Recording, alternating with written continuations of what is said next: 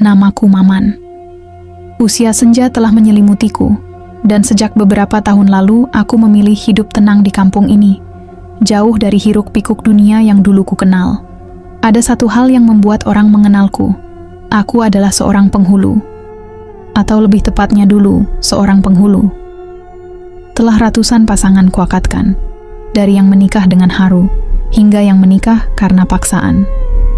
Tapi hanya satu pernikahan yang tak pernah bisa kuanggap sebagai berkah. Justru dari sanalah kutukan dimulai. Hari itu, Selasa sore di bulan Juni, langit tampak biasa saja. Matahari mulai turun perlahan ke balik perbukitan, dan udara mulai membawa aroma tanah basah. Saat azan maghrib hampir berkumandang, seseorang mengetuk pintu rumahku. Ketukan itu tak keras, tapi cukup mantap. Ketika kubuka, berdirilah seorang pria muda, rapi dan tenang. Baju koko putih bersih membalut tubuhnya, dan matanya memancarkan kesopanan yang dibuat-buat. Ia memperkenalkan diri sebagai satria dari desa bernama Ciparabaya, sebuah tempat yang aku sadari belakangan, tak pernah terdengar dalam hidupku. Saya ingin Bapak menikahkan saya dan calon istri saya, Lestari. Kami berdua sudah lama memutuskan. Hanya Bapak yang boleh mengesahkan pernikahan kami, ujarnya. Aku menatap wajahnya beberapa saat. Ada sesuatu yang ganjil, bukan dari penampilannya, tapi dari hawa di sekitarnya. Terlalu dingin untuk ukuran sore hari. Aku menolak secara halus. Perjalanannya terlalu jauh, dan aku sudah tak lagi muda. Tapi pria itu terus memohon, dengan kata-kata yang dipilih secara hati-hati, seolah tiap kalimat telah ia hafalkan dari jauh-jauh hari. Entah mengapa aku mengangguk. Dia menyerahkan amplop berisi ongkos perjalanan dan alamat lengkap. Lalu berpamitan dengan senyum kecil, senyum yang bagi orang biasa akan terlihat manis. Tapi bagiku senyum itu terasa hampa, seperti seseorang yang tak lagi punya urusan dengan dunia. Malam itu, udara menjadi dingin dan sunyi. Bahkan jangkrik pun seperti enggan bersuara. Aku sulit tidur. Pikiran ini mengembara. Entah mengapa hatiku terasa berat. Saat mataku akhirnya terpejam, mimpi itu datang. Dalam gelap, muncul seorang perempuan. Wajahnya pucat, bersanggul rapi, mengenakan kebaya putih seperti pengantin adat. Ia duduk di kursi di sudut kamar, tepat di bawah jendela. Dia menangis, tapi bukan air mata yang jatuh dari kelopak matanya. Yang menetes adalah darah, kental dan gelap, mengalir perlahan melewati pipinya yang halus. Ia tak berteriak, tak memohon. Ia hanya berbisik, "Jangan ke sana, Pak. Jangan ijabkan kematian." Aku terbangun dengan napas tercekik. Tubuhku basah oleh keringat dingin. Kamar itu sepi, tapi aroma melati masih menggantung samar di udara, seperti tertinggal dari dimensi lain. Pagi harinya, niatku sudah bulat untuk membatalkan perjalanan. Tapi ketika aku membuka pintu depan, sesuatu menggantung di pagar bambu. Seuntai janur kuning, masih segar, melambai pelan di terpa angin. Aku tak pernah menggantungnya, tak pernah meminta siapapun memasangnya. Aku dekati janur itu, dan saat aku mencium baunya, tengkukku merinding. Bukan wangi bunga, bukan aroma daun, tapi bau amis, tajam, menyengat, seperti darah segar. Dan hari itu, tanpa sadar, aku telah menginjakkan satu kaki ke dalam dunia yang tak seharusnya kutapaki. Perjalanan ke Ciparabaya tidak tercantum dalam peta. Aku tak berlebihan. Desa itu seperti disembunyikan dari dunia luar. Sopir travel yang kutumpangi hanya mengantar sampai terminal kecil di kaki gunung. Sisanya aku harus dijemput oleh seseorang dari pihak mempelai. Dan memang, tepat seperti yang dikatakan, Satria menjemputku dengan sepeda motor tua, ditemani satu orang pria tua yang tak menyebutkan namanya. Kami bertiga menembus jalan berbatu, berkelok tajam dan mendaki, dikelilingi hutan yang menebar aroma lembab dan kesunyian. Tak ada sinyal ponsel. Tak ada rumah penduduk. Hanya suara ranting patah dan dengung angin yang menyeret dedaunan. Saat kami tiba, langit sudah mulai temaram. Desa Ciparabaya berdiri di lembah sempit. Sepi. Terlalu sunyi untuk ukuran pemukiman. Rumah-rumah panggung berjejer seperti barisan nisan. Sebagian tampak ditinggalkan. Hanya beberapa rumah yang masih menyala temaram. Seolah cahaya pun enggan tinggal lama di sana. Tapi yang paling membuatku tertegun adalah gerbang rumah pengantin. Di sana, janur kuning digantung tinggi-tinggi, dengan hiasan melati dan kain putih yang menjuntai. Dari jauh terlihat seperti penyambutan biasa. Namun saat aku mendekat, bau itu kembali. Amis, bau darah yang tak asing. Janur itu mengeluarkan aroma yang persis sama dengan yang semalam tercium di depan rumahku. Kali ini baunya lebih pekat, seolah disiram cairan dari luka yang belum mengering. Aku mencoba menahan diri. Ini bisa jadi hanya halusinasiku sendiri. Mungkin karena mimpi aneh yang mengganggu tidurku. Tapi hati kecilku memberontak. Ada sesuatu yang salah di sini dan aku belum tahu apa. Satria menyambutku dengan ramah. Tapi sikapnya lebih hati-hati dari sebelumnya. Senyumnya tak sehangat dulu, dan matanya selalu bergerak gelisah, seperti ada sesuatu yang ditutupinya. Aku dijamu di rumah salah satu kerabatnya. Rumah panggung berdinding papan, gelap dan beraroma dupa. Makanan sudah disediakan, nasi tumpeng, ayam goreng, dan sayur lodeh yang tampak menggoda. Tapi entah kenapa aku tak berselera. Saat malam mulai turun, aku duduk di beranda bersama seorang pria tua, yang katanya masih paman dari Satria. Ia pendiam dan tak banyak bicara. Tapi di sela-sela diam itu, ia menyelipkan sesuatu ke saku bajuku. Gerakannya cepat hampir tak terlihat. Aku membuka lipatan kecil itu ketika sudah kembali ke dalam kamar. Hanya selembar kertas lusuh. Tulisannya goyah, seperti ditulis tangan dengan tergesa-gesa. Hanya satu kalimat, jangan ijabkan kematian. Tanganku gemetar. Kalimat itu persis dengan yang diucapkan perempuan dalam mimpiku. Aku menatap keluar jendela. Angin malam menggoyang dedaunan dan lampu minyak yang tergantung di luar bergetar pelan. Di kejauhan, di bawah sinar remang, aku melihat siluet seorang perempuan mengenakan kebaya putih berdiri di pelataran rumah pengantin. Ia diam menatap ke arahku, tak bergerak. Kutatap lebih jelas. Perempuan itu tak memiliki wajah, hanya datar, kosong. Seperti tanah liat belum dipahat, dan saat aku berkedip, sosok itu sudah hilang, tapi bau darah dari janur kembali menguar, menampar indera penciumanku dengan keras. Pagi itu, suara gamelan mulai terdengar sejak matahari belum sempurna naik. Desa Ciparabaya yang semalam sunyi seperti kuburan, kini menggeliat dalam semu kehidupan. Tapi bukan kehidupan yang hangat, lebih mirip seperti pertunjukan yang dipaksa tampil. Wajah-wajah warga yang lalu lalang tampak kaku. Tatapan mereka tak pernah menatap langsung ke mataku, seolah mereka hanya menjalankan kewajiban atau menahan sesuatu yang tak boleh diketahui orang luar. Aku duduk di serambi rumah pengantin. Di hadapanku sudah disiapkan meja akad sederhana, taplak putih, kitab suci, dan sepasang kursi kecil. Tak ada fotografer, tak ada musik pengiring, hanya tabuhan gamelan dari kejauhan yang semakin pelan, seolah semakin dekat ke liang kesunyian. Satria duduk di sampingku, mengenakan beskap hitam lengkap dengan belangkon. Wajahnya pucat. Mulutnya terus komat-kamit membaca doa, tapi bukan doa yang biasa ku kenali. Irama dan lafalnya asing, nyaris seperti mantra dalam bahasa yang sudah lama punah. Mana calon mempelai wanita? Tanyaku pelan. Satria menatapku sebentar, lalu hanya menjawab singkat, Lestari sedang dipersiapkan. Aku mengangguk pelan, tapi detik demi detik berlalu, 15 menit, 20 menit, 30, gamelan masih berbunyi, namun tak satu pun yang mengiringi kehadiran sang pengantin wanita. Suasana mulai janggal. Dan saat akhirnya Lestari muncul, waktu seperti membeku. Ia berjalan perlahan, dituntun oleh dua perempuan tua bersanggul yang wajahnya tak kukenal. Kebaya putih melingkupi tubuhnya, menjuntai menyapu tanah. Rambut disanggul rapi, dihiasi melati, dan wajahnya ditutupi kerudung tipis dari kain tail putih.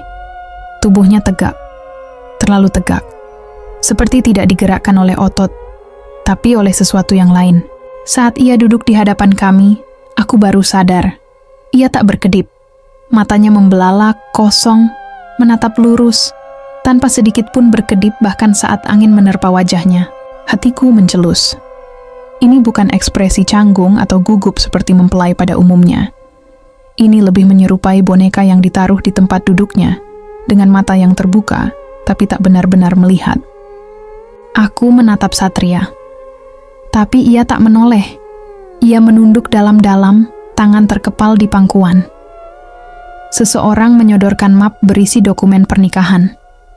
Aku mengambil pulpen, menulis namaku dengan tangan yang mulai gemetar. Dan ketika aku hendak membuka mulut untuk memulai ijab, tiba-tiba angin berhenti. Bukan pelan, bukan melambat, tapi benar-benar berhenti. Seperti ada tombol yang mematikan udara. Daun-daun melambai beku. Gamelan mendadak terputus. Burung-burung diam. Sunyi yang terlalu sunyi. Kemudian dari arah belakang, terdengar bisikan. Pelan, seperti desir pasir. Ijabkanlah. Ijabkan yang telah mati, aku menoleh. Tak ada siapapun di belakang. Tapi hawa dingin menjalari tengkuku. Seperti ada embun malam yang menetes ke pori-pori. Aku menatap kembali ke arah Lestari. Matanya kini menatapku. Tapi di balik mata itu, aku tak melihat jiwa. Dan untuk sesaat, saat kerudungnya tersibak angin, aku melihat kulit wajahnya lebih pucat dari mayat. Dan ada jahitan halus di sepanjang garis lehernya, dari belakang telinga ke bawah dagu. Jahitan rapi, seperti seseorang baru saja menyatukan kepala ke tubuhnya.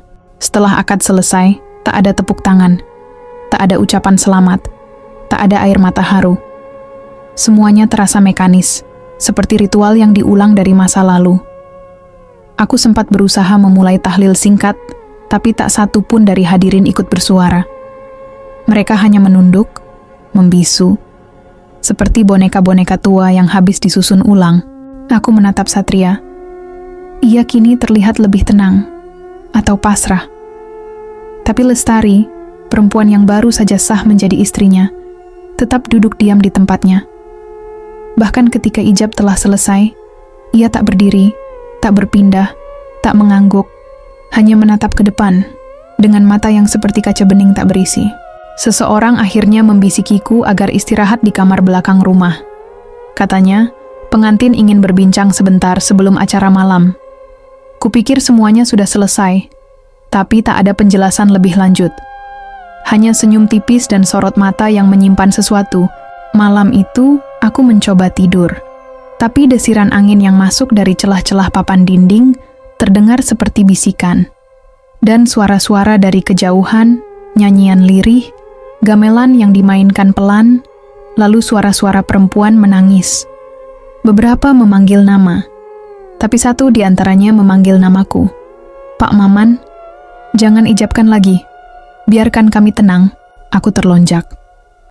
Suara itu terlalu nyata untuk dianggap mimpi. Aku bangkit membuka jendela kamar. Di luar sana, di bawah cahaya bulan pucat, aku melihat barisan perempuan berkebaya putih berjalan pelan menuju sungai kecil di belakang desa. Mereka berjalan dengan kepala tertunduk, masing-masing membawa janur di tangan kanan. Ada yang aneh pada langkah mereka. Seret, tak teratur, seperti kaki yang tak terbiasa berjalan, atau tak sepenuhnya terhubung dengan tubuh. Keesokan paginya, aku mencari penjelasan, tapi tak ada yang menjawab. Sampai akhirnya aku kembali menemui pria tua yang malam sebelumnya menyelipkan pesan ke sakuku. Kami duduk di belakang dapur rumah. Bau asap kayu masih menguar, dan tangannya sibuk menggiling daun sirih. Tapi sorot matanya menatap jauh ke arah perbukitan. Apa yang sebenarnya terjadi di sini? Tanyaku pelan. Ia diam, lalu berkata, nyaris tak terdengar. Lestari bukan yang pertama. Darahku seketika dingin. Setiap 7 tahun, desa ini harus mengadakan satu pernikahan. Tapi bukan pernikahan biasa. Ini adalah penebusan. Dulu, kami berdamai dengan sesuatu dari dalam gunung. Kami dapat panen. Kami selamat dari Pechbluk. Tapi ada syarat. Satu perempuan. Satu pernikahan. Tapi bukan untuk manusia. Aku terdiam tak percaya. Satria adalah anak keturunan penjaga perjanjian. Ia tak punya pilihan. Sama seperti ayahnya dulu dan kakeknya sebelum itu. Tapi tahun ini berbeda. Tahun ini, si perempuan bukan dari kami. Aku menggertakkan gigi. Apa maksudnya? Ia menunduk dalam-dalam, lalu mengeluarkan selembar foto lusuh dari balik lipatan kainnya. Ia menyerahkannya padaku. Tanganku gemetar saat melihat gambar itu. Seorang perempuan muda, mengenakan kebaya putih, rambut panjang tergerai, tersenyum lembut ke arah kamera. Itu Lestari. Tapi bukan seperti yang kulihat kemarin. Kali ini ia tampak hidup, ceria, segar. Dan di pojok foto, tercetak tanggal 12 Juni 1992. Aku memandang pria tua itu. Ia hanya berkata pelan, "Yang kau ijabkan tadi malam, Pak Maman, sudah meninggal 33 tahun yang lalu." Pagi itu, kabut turun lebih tebal dari biasanya. Desa Ciparabaya seperti terbungkus kabut susu, pekat, dan tak membiarkan mata menembus lebih dari beberapa meter ke depan. Langkahku berat, tapi ada sesuatu dalam diriku yang tak bisa lagi ditahan. Dorongan untuk tahu apa sebenarnya yang telah aku ijabkan. Aku mendatangi Satria. Kali ini aku tak ingin basa-basi. "Kau harus jawab, Satria," kataku berdiri di ambang pintu rumahnya. Siapa sebenarnya Lestari? Apa yang terjadi pada pernikahan ini? Satria hanya menatapku. Wajahnya seperti baru pulang dari neraka. Pucat, mata cekung, dan tubuh gemetar. "Sudah terlambat, Pak Maman," katanya lirih. "Tugas Bapak sudah selesai. Pulanglah sebelum ikut menjadi bagian dari mereka. Tugasku bukan menyatukan yang mati dan yang hidup." Balasku dingin. Aku bukan penghulu pemanggil arwah. Ia tak menjawab lagi. Hanya menutup pintu pelan di wajahku. Tak ada pilihan lain. Aku kembali menemui pria tua itu. Akhirnya, ia bersedia mengantarku ke tempat yang katanya menyimpan semua jawabannya. Kami berjalan melewati belakang desa, menyusuri jalan setapak menuju kaki bukit. Kabut mulai menipis. Tapi hawa dingin menusuk sampai ke tulang. Langkah kami berat, melewati perdu dan ilalang setinggi dada. Sampai akhirnya, kami tiba di sebuah tanah kecil yang dibatasi pohon randu dan pohon beringin tua. Sebuah makam berdiri sendirian di sana.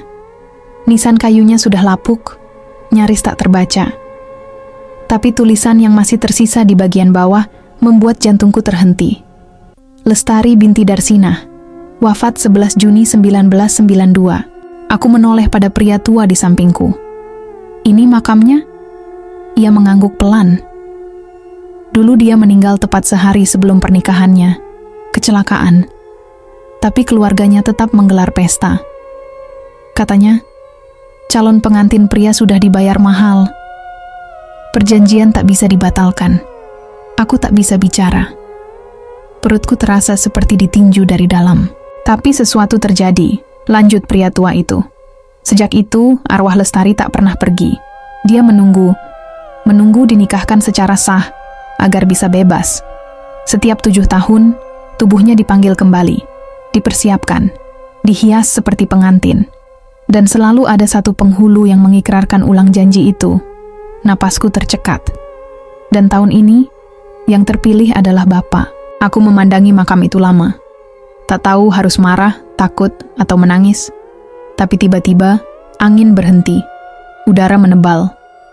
Dan dari sela-sela akar pohon randu di belakang makam, keluar suara seperti nafas berat.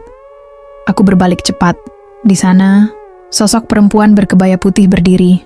Rambutnya tergerai, wajahnya pucat. Tapi kali ini berbeda. Wajahnya basah air mata. Dia tak menatap dengan tatapan kosong. Ia menatap padaku, seolah mengerti, seolah memohon. Lalu dengan suara lirih seperti bisikan daun jatuh, ia berkata, "Tolong, jangan biarkan aku menikah lagi." Dan di belakangnya, perlahan tanah makam itu merekah pelan. Dari dalam liang itu, muncul tangan-tangan hitam kurus menjulur ke atas, meraba udara. Malam itu, aku duduk sendirian di kamar belakang rumah yang disediakan untukku. Sisa bau dupa dari prosesi siang masih menggantung di udara. Tapi yang lebih mengganggu adalah suara tangisan yang terus terdengar dari arah dapur. Bukan tangisan keras, tapi lirih, menyayat, seperti seseorang yang menangis tanpa suara, karena sudah terlalu sering melakukannya. Aku tak tahan. Aku bangkit dan keluar lewat pintu samping. Langit malam gelap pekat. Tak ada bulan, tak ada jangkrik, hanya sunyi. Dan di kejauhan, samar-samar, aku melihat bayangan perempuan duduk di bawah pohon pisang. Aku mendekat perlahan. "Lestari?" bisikku. Sosok itu tak menjawab, tapi tubuhnya gemetar, dan ketika menoleh, Aku bisa melihat wajah yang sama seperti saat di makam. Basah air mata dan mata yang tak lagi kosong, tapi dipenuhi rasa takut. Aku tidak ingin menikah lagi. Aku ingin tenang. Aku menelan ludah. Tapi kalau begitu, kenapa kau muncul di akad? Ia menggeleng lemah. Mereka yang memanggilku. Mereka yang menyiapkan tubuhku. Aku hanya dijemput oleh yang memegang janji. Janji siapa? Ia menunjuk ke arah perbukitan. Perjanjian itu dibuat oleh kakek Satria tahun 1988. Ada yang datang dari dalam tanah, menyamar sebagai dukun desa. Ia menawarkan keselamatan panen, kesembuhan, dan perlindungan.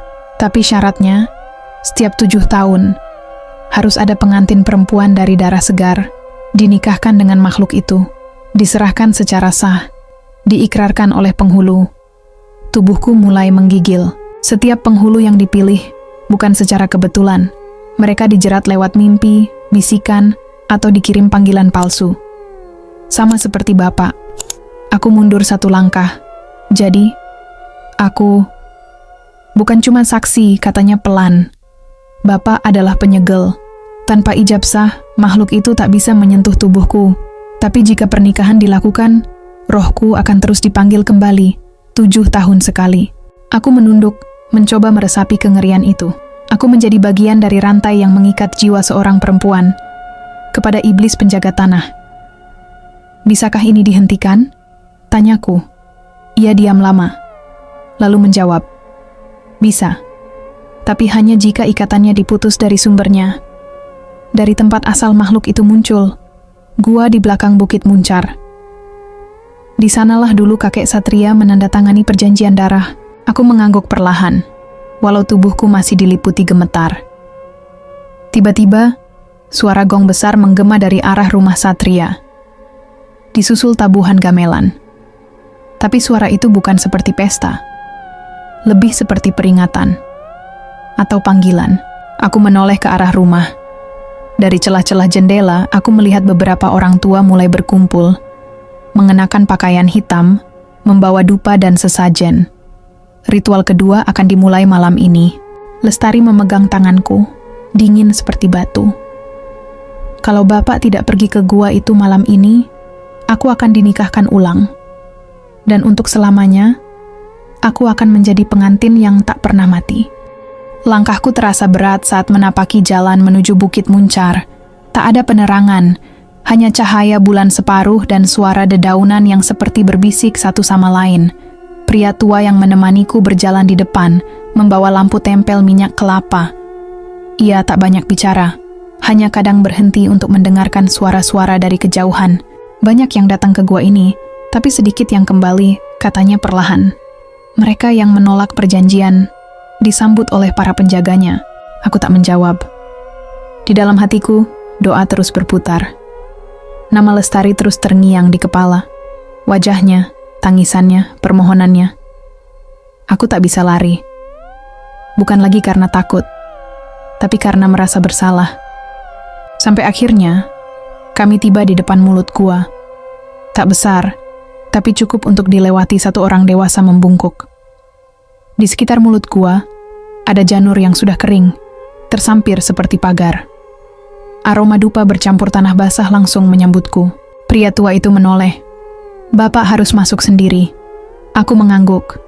Di dalam gua, suasana berubah drastis. Udara hangat, lembab, dan pekat.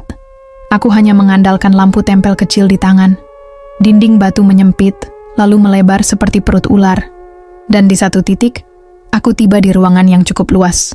Di sana, aku melihat sebuah altar batu, dan di atasnya, buku tua yang terbuka, dengan tulisan merah menyala seperti darah segar. Aku mendekat. Setiap halaman berisi nama-nama tulisan tangan yang bergetar, seperti ditulis dengan ketakutan. Tapi saat aku membalik halaman terakhir, aku menemukan sesuatu yang membuat tubuhku gemetar. Maman bin Idris, 2023. Namaku sudah tercatat. Padahal aku baru datang malam ini. Tiba-tiba, suara berat bergema dari dinding-dinding gua. Kau telah ditakdirkan menjadi bagian. Tak ada jalan kembali. Aku menoleh panik. Dari kegelapan, muncul sosok-sosok berjubah hitam. Wajah mereka diselubungi kain. Tapi dari gerakan tubuh dan postur, aku tahu mereka bukan hidup. Mereka adalah roh-roh penghulu sebelumku, yang gagal menolak atau mencoba melawan, dan kini menjadi bagian dari gua ini. Mereka melangkah pelan mengelilingiku. Ijab sah bukan sekadar akad, tapi penyerahan. Dan kau sudah menyegel perempuan itu kembali. Aku mundur. Tapi altar di belakangku mulai mengeluarkan cahaya merah. Dari retakan tanah di bawah altar, muncul cakar hitam, besar, panjang, seperti kaki reptil. Disusul suara napas berat yang membuat seluruh gua berguncang. Aku menjerit, aku mencabut ijab itu. Aku membatalkan pernikahan ini. Dalam nama Allah, aku tolak akad itu karena dusta dan tipu daya. Suara-suara di gua mendesis kesakitan. Buku di altar tiba-tiba terbakar sendiri, lalu hancur menjadi abu. Sosok-sosok berjubah itu menjerit, lalu menghilang satu persatu ke dalam batu. Tapi suara berat dari bawah tanah masih ada. Satu tumbal. Harus tetap dibayar. Seketika, bayangan hitam besar menjulang dari celah gua. Berbentuk manusia, tapi tanpa wajah. Tinggi, berasap, dan memiliki ekor panjang seperti ular. Aku bersiap.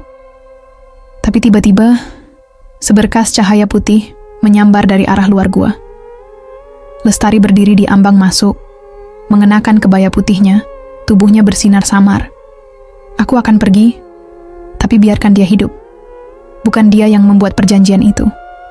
Sosok bayangan berhenti. Lalu, dalam sekejap semua menjadi gelap. Aku terbangun di luar gua, dengan tubuh kotor dan bau tanah. Pria tua itu berdiri tak jauh dariku, menatapku dengan mata merah. Kau berhasil, aku bangkit pelan.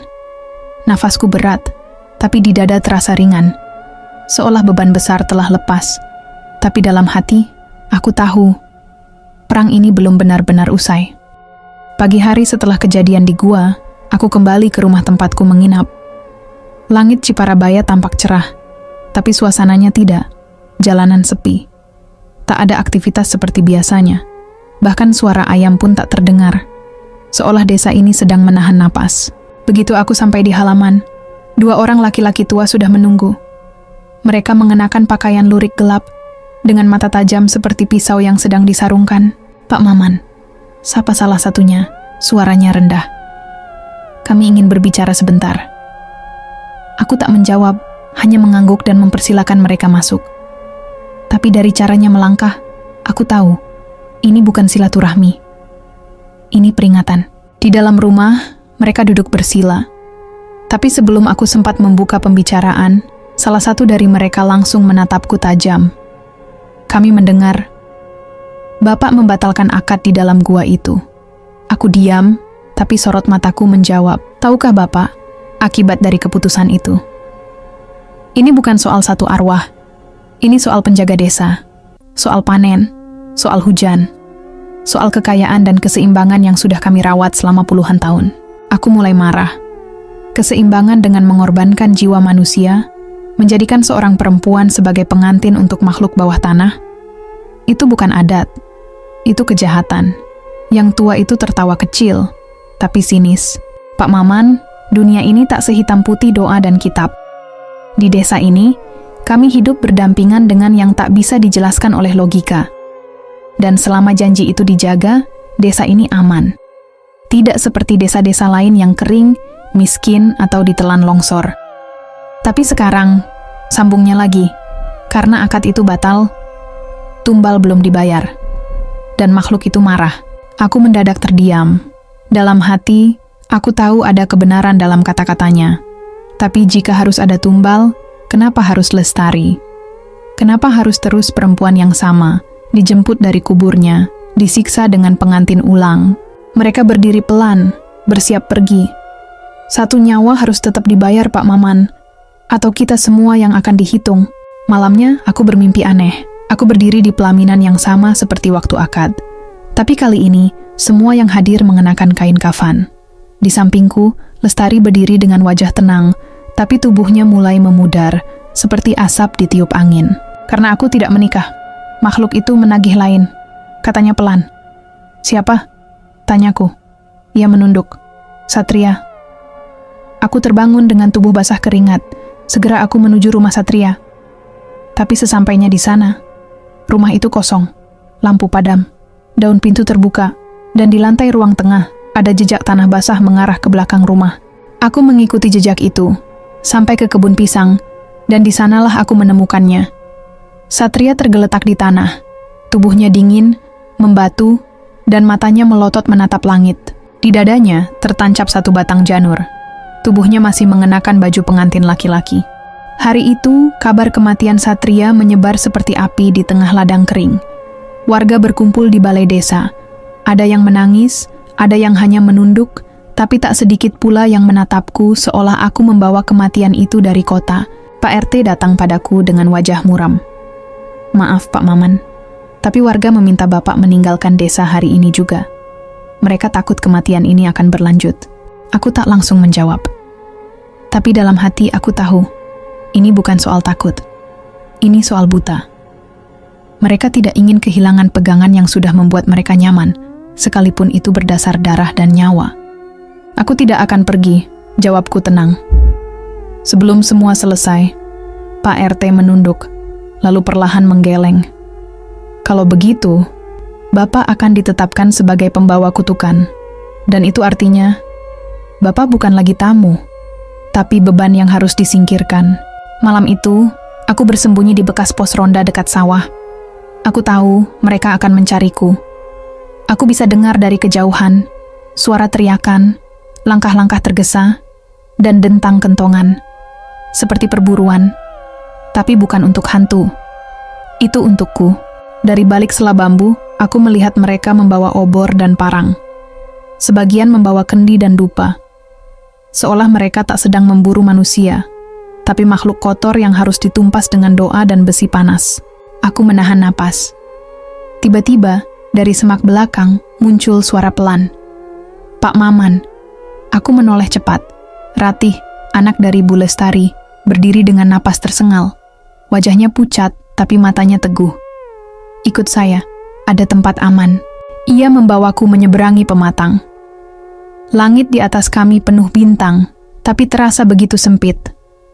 Aku bisa merasakan tekanan di udara, seperti desa ini sedang marah. Bukan hanya manusianya, tapi tanah dan roh yang sudah dipaksa tidur selama puluhan tahun. Kami akhirnya tiba di gubuk kayu tua dekat sungai. Di dalam, Bu Lestari menunggu. Matanya bengkak. Tangannya gemetar saat menggenggam tanganku. Saya tak bisa diam, Pak. Bu Lestari datang tadi malam. Ia bilang, perjanjian itu tak sepenuhnya putus.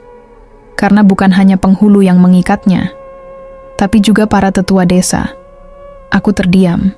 Dan kalau Bapak ingin memutus semuanya, Bapak harus kembali ke pelaminan. Satu kali lagi, di tanah yang sama, di jam yang sama. Aku menatapnya tak mengerti, bukan untuk menikahkan, tapi untuk membatalkan ikatan sebagai saksi. Dengan itu, Bapak tidak akan menjadi bagian dari perjanjian. Lalu siapa yang menggantikan tumbal? Tanyaku lirih. Ratih tak menjawab. Tapi saat itu juga, ratap gamelan kembali terdengar dari kejauhan. Seperti malam-malam sebelumnya. Tapi kali ini, lebih cepat, lebih liar. Seperti iringan untuk pemakaman. Bukan pesta. Mereka akan menikahkan Bapak. Dengan siapapun yang bisa dijadikan pengantin, bisik Ratih. Kalau Bapak tak kembali sendiri, mereka akan seret Bapak ke pelaminan. Tapi bukan sebagai penghulu. Aku menatap malam yang perlahan menghitam. Satu-satunya jalan keluar adalah masuk kembali ke tempat semuanya bermula. Langit Ciparabaya malam itu seperti ditutup kain hitam pekat.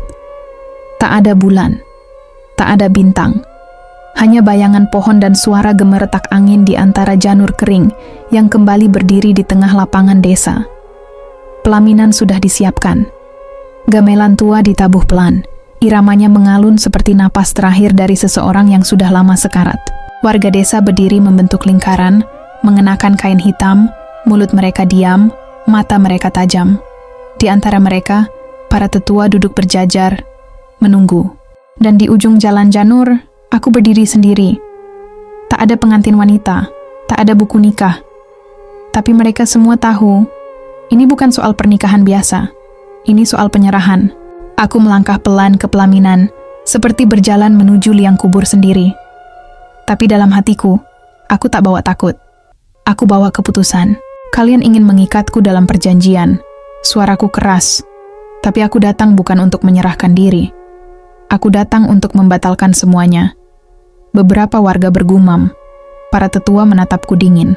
Kau tak bisa membatalkan janji yang bukan kau buat, kata Pak Bekel, tetua tertua di sana. Tapi aku saksi. Dan tanpa saksi, akad ini batal, jawabku. Lalu aku keluarkan lembar kitab kecil dari saku bajuku, buku nikah tua yang aku ambil dari gua tempo hari, yang berisi nama-nama pengantin palsu, termasuk Lestari. Aku robek lembaran itu dan melemparkannya ke api dupa.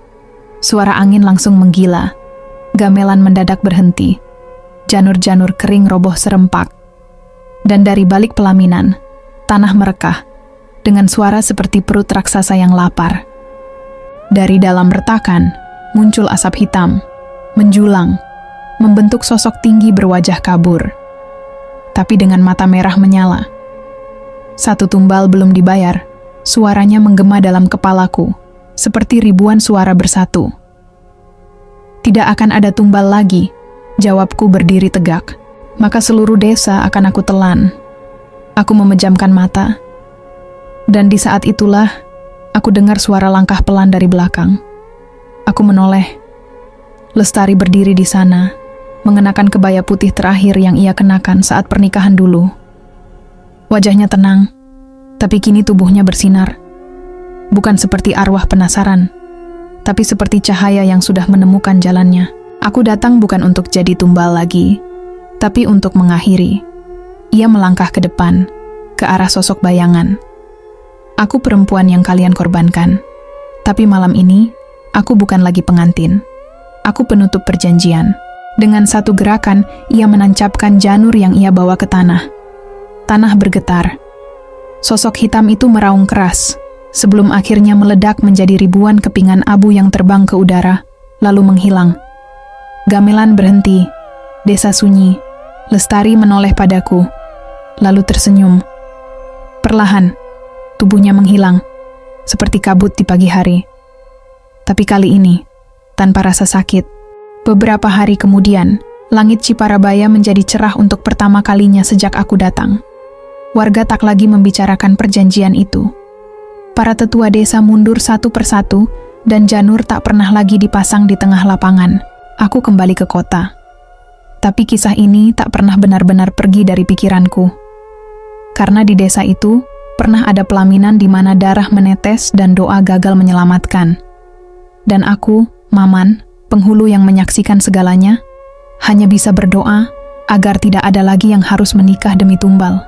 Janur telah dibakar, tapi bayangannya akan tetap menggantung selamanya. Setiap desa punya rahasia, tapi tidak semua rahasia ingin dibuka.